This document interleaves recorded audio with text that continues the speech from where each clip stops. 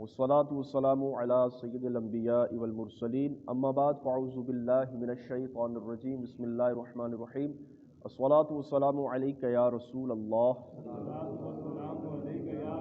وعلی آلک واصحابک یا حبیب اللہ۔ آج انشاءاللہ ہم اللہ تبارک و تعالی جل جلالہ کے فضل و کرم سے سورہ اعراف کی آیت نمبر 109 سے لے کر 122 تک کا ترجمہ و تفسیر پڑھنے سننے کی سعادت حاصل کریں گے۔ اعوذ باللہ من الشیطان الرجیم بسم اللہ الرحمن الرحیم قال الملأ من قوم فرعون ان هذا لساحر علیم۔ ترجمہ کنز العرفان۔ قوم فرعون کے سردار بولے بے شک یہ تو بڑے علم والا جادوگر ہے۔ جب حضرت سیدنا موسیٰ علیہ السلام نے اپنی صداقت ظاہر کرنے کے لیے 2 معجزے دکھائے تو قوم فرعون کے سردار بولے بے شک یہ تو بڑے علم والا جادوگر ہے جس نے جادو سے نظر بندی کر دی اور لوگوں کو عصا اژدہا یعنی سانپ نظر آنے لگا، اور آپ علیہ السلام کا مبارک ہاتھ آفتاب سے زیادہ روشن معلوم ہونے لگا۔ جتنے بھی انبیاء اکرام کے پیچھے واقعہ گزرے ہیں سب کے بارے میں آپ نے سنا ہے، پہلے تو امتوں نے ان کو جھٹلایا ہے۔ جب صداقت کے لیے کوئی نہ کوئی معجزہ طلب کیا ہے، جب نبی علیہ السلام نے اپنی صداقت کے لیے کوئی معجزہ دکھایا تو قوم کہنے لگی یہ جادو ہے۔ ہر ایک نبی کی قوم نے یہی کہا ہے، جب پھنس گئے تو کہنے لگے یہ کیا ہے؟ جادو ہے۔ اسی طرح آج بھی اگر کوئی حدیث کے اندر کہیں پھنس جائے، اگر کوئی حدیث سے کوئی چیز ثابت کر کے کسی کو دکھا دے تو کہا جاتا ہے حدیث پاک ضعیف ہے۔ تو جب نکلنے کا کوئی راستہ نہیں رہتا تو پھر انسان اس طرح کی باتیں کرنا شروع کر دیتا ہے۔ تو یہ لوگ جب پھنس جاتے تو اس وقت کہتے ہیں یہ جو ہے یہ کیا ہے؟ جادو ہے۔ تو موسیٰ علیہ السلام نے بھی جب معجزہ دکھایا، ایک تو آپ نے جب اپنے عصا اس کھنڈی جو آپ کے پاس ہوتی تھی اس کو جب زمین پر ڈالا تو بہت بڑا سانپ بن گیا، جس کے بارے میں ہم نے کل سنا تھا کہ اس کی دونوں جبڑے جو تھے ان کے درمیان 120 فٹ کا فاصلہ تھا، اتنا بڑا وہ سانپ بن گیا۔ اسی طرح جب آپ نے اپنا ہاتھ اپنے گروان میں ڈال کر باہر نکالا تو وہ سورج سے زیادہ روشن ہو گیا۔ یہ دونوں معجزے دیکھ کر فرعون اور فرعونی سارے کہنے لگے یہ تو جادو ہے۔ انہوں نے حضرت موسیٰ علیہ السلام کے متعلق یہ بات اس لیے کہی تھی کہ آپ کے زمانے میں جادو کا بڑا زور تھا۔ ایک تو وجہ یہ تھی کہ موسیٰ علیہ السلام کے زمانے میں جادو کا بہت زور تھا، اس وجہ سے ان لوگوں نے آپ کے معجزات کو بھی جادو کہہ دیا۔ جادو کی بہت سی قسمیں تھیں اور بعض قسمیں بڑی حیران کن تھیں، اس لیے فرعون کی قوم نے حضرت موسیٰ علیہ السلام کے بارے میں خیال کیا کہ یہ جادو میں بڑے ماہر ہیں۔ پھر انہوں نے آپس میں ایک دوسرے سے کہا کہ انہوں نے اتنا بڑا جادو اس لیے پیش کیا شاید ملک و ریاست کے طلبگار ہیں۔ دوسری گمان ان کے ذہن میں کون سا آیا کہ انہوں نے 2 معجزے جو آپ نے دکھائے تھے اس کو جادو کہتے تھے۔ وہ کہتے تھے اتنا بڑا جادو موسیٰ علیہ السلام نے اس لیے ہمیں دکھایا کیا شاید کہ موسیٰ علیہ السلام فرعون کی جو ملکت ہے، جو فرعون کی حکومت ہے، اس کے معاذ اللہ طلبگار ہیں۔ اگلی آیت میں 110 سے لے کر 122 تک میں فرمایا یرید ان یخرجکم من ارضکم فماذا تأمرون۔ اگلی آیت نمبر 122 میں فرمایا قالوا آمنا برب العالمین رب موسیٰ و ہارون۔ ترجمہ کنز العرفان، یہ تمہیں تمہارے ملک سے نکالنا چاہتے ہیں تو تم کیا مشورہ دیتے ہو؟ انہوں نے کہا انہیں اور ان کے بھائی کو کچھ مہلت دو اور شہر میں جمع کرنے والوں کو بھیج دو۔ یعنی فرعون نے اپنی فرعونیوں سے جو اس کے وزیر تھے سب سے مشورہ کیا کہ موسیٰ علیہ السلام اور ان کے بھائی حضرت ہارون علیہ السلام کو ہم یہاں سے نکال دیتے ہیں۔ تو دوسرے فرعونی جو تھے انہوں نے کہا ان کو اور ان کے بھائی کو کچھ مہلت دو، ان کے ساتھ ہم جادو کا مقابلہ کرتے ہیں، اگر یہ ہم سے ہار گئے تو ہم ان کو نکال دیں گے، اگر جیت گئے تو پھر ان کے بارے میں فیصلہ جو ہے وہ کیا جائے گا۔ وہ تمہارے پاس ہر علم والے جادوگر کو لے کر آئیں گے۔ پھر جادوگر فرعون کے پاس آ گئے اور کہنے لگے اگر ہم غالب آ گئے تو کیا ہمارے لیے یقینی طور پر کوئی انعام ہوگا؟ فرعون سے جادوگروں نے کہا اگر ہم موسیٰ علیہ السلام پر اپنے جادو کے ذریعے غلبہ پا لیں تو کیا تو ہمیں کوئی انعام دے گا؟ قرآن کریم کہتا ہے فرعون نے کہا ہاں بے شک، تو تم میرے قریبی لوگوں میں سے ہو جاؤ گے۔ جادوگروں نے کہا اے موسیٰ جادوگروں نے موسیٰ علیہ السلام سے کہا اے موسیٰ یا تو آپ اپنا عصا ڈالیں یا پھر ہم کچھ ڈالیں۔ فرمایا تم ہی ڈالو۔ جب انہوں نے ڈالیں تو لوگوں کی آنکھوں پر جادو کر دیا اور انہیں خوف زدہ کر دیا اور بہت بڑا جادو لے کر آئے، اور ہم نے موسیٰ کی طرف وحی فرمائی کہ تم اپنا عصا ڈال دو۔ اچانک وہ عصا ان کی بناوٹی چیزوں کو نگلنے لگا، تو حق ثابت ہو گیا، جو کچھ وہ کر رہے تھے سب باطل ہو گیا، تو وہ وہیں پر مغلوب ہو گئے اور ذلیل ہو کر فرعون کے جادوگر پلٹے۔ جادوگر سجدے میں گرا دیے گئے، وہ کہنے لگے ہم تمام جہاں کے رب پر ایمان لائے جو موسیٰ اور ہارون علیہ السلام کا رب ہے۔ اس آیت اور اس کے بعد والی آیت نمبر میں جو واقعہ مذکور ہے اس کا خلاصہ یہ ہے کہ درباریوں نے حضرت موسیٰ علیہ السلام کے معجزات دیکھ کر انہیں بہت بڑا ماہر جادوگر سمجھا اور اس خدشے کا اظہار کیا کہ موسیٰ علیہ السلام اپنے جادو کے زور سے لوگوں کو اپنا گریدہ بنا کر ملکیت پر قبضہ جمانا چاہتے ہیں۔ تو فرعون نے اپنے درباریوں سے کہا تم اس کے بارے میں کیا مشورہ دیتے ہو؟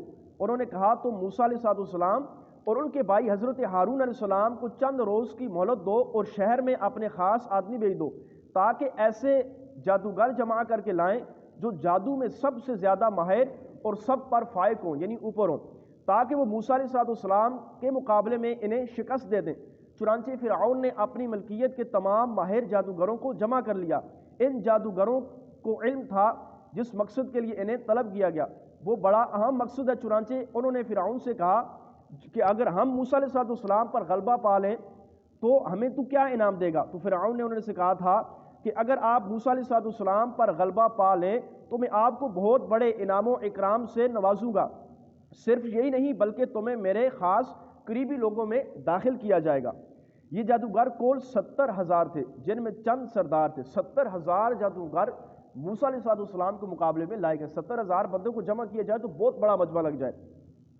جب مقابلے کا دن آیا تو سب مقررہ جگہ پر جمع ہوئے۔ مقابلے کا آغاز ہوا تو جادوگروں نے موسیٰ علیہ السلام سے کہا اے موسیٰ، یا تو آپ اپنا عصا پہلے ڈالیں یا پھر ہم اپنے جادو سے کوئی کارنامہ دکھائیں۔ موسیٰ علیہ السلام نے فرمایا تم ہی پہلے ڈالو۔ حضرت موسیٰ علیہ السلام کا یہ فرمانا اس لیے تھا کہ آپ کو کچھ بھی پرواہ نہ تھی اور آپ کو کامل اعتماد تھا کہ ان کے معجزے کے سامنے سحر ناکام و مغلوب ہوگا۔ آپ علیہ السلام 70,000 کے مقابلے میں ایک موسیٰ علیہ السلام، اس لیے آپ بڑے بے غم اور صابر تھے۔ آپ کو پتہ تھا یہ ناحق ہے، میں حق پر ہوں، میں اللہ کا نبی ہوں، ان کا جادو اور میرا معجزہ ہے۔ آپ علیہ السلام نے بالکل کسی چیز کی پرواہ کی، آپ نے فرمایا تم اپنا جادو دکھاؤ۔ جب انہوں نے اپنا سامان ڈالا جس میں بڑے بڑے رسے اور لکڑیاں تھیں تو وہ اسدحے یعنی سانپ نظر آنے لگے اور میدان ان سے بھرا ہوا معلوم ہونے لگا۔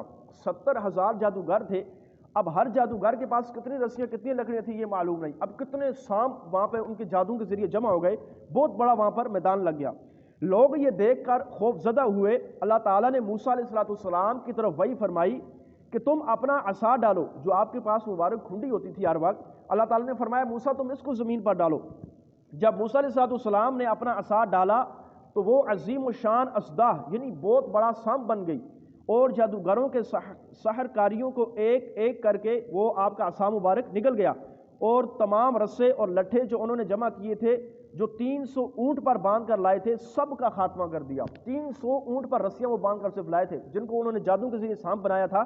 حضرت موسیٰ علیہ السلام کا جو مبارک عصا تھا اس نے تمام کے تمام کو نگل دیا۔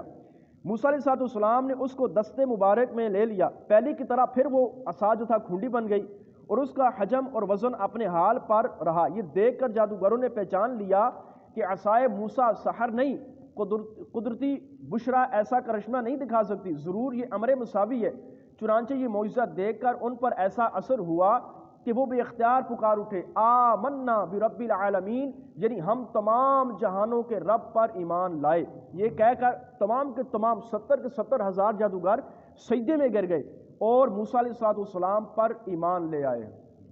کتنا فقط موسیٰ علیہ السلام کا ادب کیا اور اللہ تبارک و تعالیٰ نے ان کو ایمان کی دولت سے نواز دیا۔ جادوگروں نے حضرت موسیٰ علیہ السلام کا یہ ادب کیا کہ آپ کو مقدم کیا اور آپ کی اجازت کے بغیر اپنے عمل میں مشغول نہ ہوئے۔ اس ادب کا عوض انہیں یہ ملا کہ اللہ تبارک و تعالیٰ نے ان کو ایمان و ہدایت کی دولت سے سرفراز فرما دیا۔ فقط ادب کتنا کیا، عرض کیا کہ اے موسیٰ علیہ السلام پہلے آپ اپنا عصا زمین پر ڈالیں گے یا ہم ڈالیں؟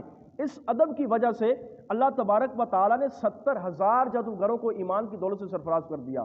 جب اتنے ادب کی وجہ سے 70,000 کو ایمان مل سکتا ہے، ایمان کی دولت مل سکتی ہے، تو نبی پاک صلی اللہ علیہ وسلم کے غلاموں کا عالم کیا ہوگا؟ جو اتنا آپ نبی پاک کا ادب کریں، سرکار کا نام آ جائے تو درود پاک زبان پہ آ جائے، سرکار کا نام نامی اسم غلامی محمد آ جائے تو انگوٹھا چوم کر آنکھوں سے لگ جائے، جو اپنے آقا علیہ الصلوۃ والسلام کی آمد کی خوشی میں ہر سال اپنے گھر پہ میلاد کی محفل کرائے، جھنڈا لگائے، بتیاں لگائے، اس غلام کی شان کیا ہوگی؟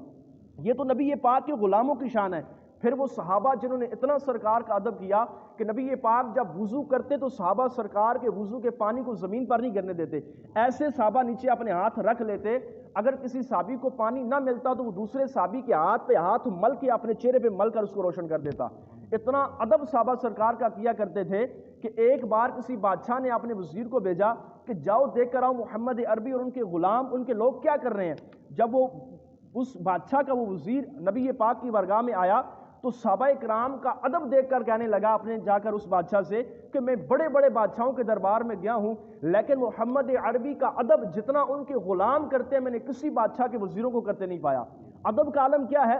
سرکار اپنا لعاب دہن منہ سے نکالیں تو صحابہ اس کو زمین پر نہیں گرنے دیتے تھے۔ جی ہاں، جس سے کئی موجود ہیں کہ جب نبی پاک مبارک تھوک اپنے منہ سے باہر نکالتے تو صحابہ اپنے نیچے ہاتھ رکھ لیتے اور اپنے ہاتھوں پہ مل کر اپنے جسم پر مل لیتے۔ اتنا ادب تھا صحابہ کا نبی پاک کا کرتے کہ جب سرکار کی بارگاہ میں صحابہ حاضر ہوتے ایسا لگتا گویا صحابوں کے سروں پر پرندے بیٹھے ہوئے ہیں۔ جب سر پر چڑیا بیٹھی ہو تو انسان ہل نہیں سکتا، فوراً اٹھ جاتی ہے، تو صحابہ ایسے سرکار کی بارگاہ میں بیٹھتے گویا کہ صحابہ کے سروں پر پرندے بیٹھے ہوئے ہیں۔ اور ادب کا عالم یہ ہے کہ صحابہ کرام علی مردوان کی آواز نبی پاک علیہ الصلوۃ والسلام کی آواز پر کبھی بلند نہیں ہوتی۔ صحابہ جب سرکار کی بارگاہ میں حاضر ہوتے ایسے گفتگو کرتے کہ بعض اوقات صحابہ کو آپس میں ایک دوسرے کی گفتگو سمجھ میں نہ آتی، اتنی پست آواز سے گفتگو کرتے کہ نبی پاک علیہ الصلوۃ والسلام کے ادب میں کہیں کوئی کمی نہ آ جائے۔ تو جنہوں نے موسیٰ علیہ الصلوۃ والسلام کا تھوڑا سا ادب کیا، اللہ نے ان کو اتنا مقام دیا، تو جو سرکار کے وضو کے پانی کو زمین پر گرنے نہ دیں، جو نبی پاک کے لعاب دہن کو زمین پر گرنے نہ دیں، ان صحابہ کی عظمت و شان اور مقام کا عالم کیا ہوگا؟ سبحان اللہ۔ اسی طرح آیت کریمہ کے آخر میں فرمایا سحروا اعین الناس، لوگوں کی آنکھوں پر جادو کر دیا۔ اس آیت میں جادوگروں کے جادو کے اثر کا ذکر ہے کہ انہوں نے اپنے پھینکے ہوئے رسوں اور لاٹھیوں کی حقیقت نہ بدلی، بلکہ لوگوں کی نگاہوں پر اسدا ڈال دیا کہ لوگوں کو رینگتے ہوئے دوڑتے ہوئے وہ سانپ محسوس ہونے لگے۔ انہوں نے لوگوں کی آنکھوں پر ایسا جادو کیا کہ وہ رسے لوگوں کو سانپ نظر آنے لگے۔ اس سے معلوم ہوا کہ فرعون کے جادوگروں کے جادو کی صورتحال یہ تھی، یعنی حقیقت نہ بدلی تھی بلکہ لوگوں کی آنکھوں پر فقط جادو تھا۔ آیت کے آخر میں فرمایا وَجَاءُوا بِسِحْرٍ عَظِيمٍ، وہ بہت بڑا جادو لے کر آئے۔ جب جادوگروں نے موٹے رسے اور لمبی لاٹھیاں ڈالی تو وہ پہاڑوں کی مانند اسدے بن گئے جن سے میدان بھر گیا، اسدے ایک دوسرے پر چڑھنے لگے۔ ایک قول یہ ہے کہ جادوگروں نے رسیوں پر پارا مل دیا اور لاٹھیوں میں بھی پارا ڈال دیا، پھر انہیں زمین پر پھینک دیا۔ جب ان پر سورج کی روشنی ڈلی تو ایسے محسوس ہونے لگے کہ یہ دوڑتے ہوئے سانپ ہیں۔ وہ میدان 1 میل تک لمبا تھا اور پورے کا پورا میدان سانپوں سے بھر گیا۔ پھر موسیٰ علیہ السلام نے جب اپنا مبارک عصا ڈالا تو وہ ایک ہی لمحے کے اندر سارے کے سارے ان سانپوں کو نگل گیا۔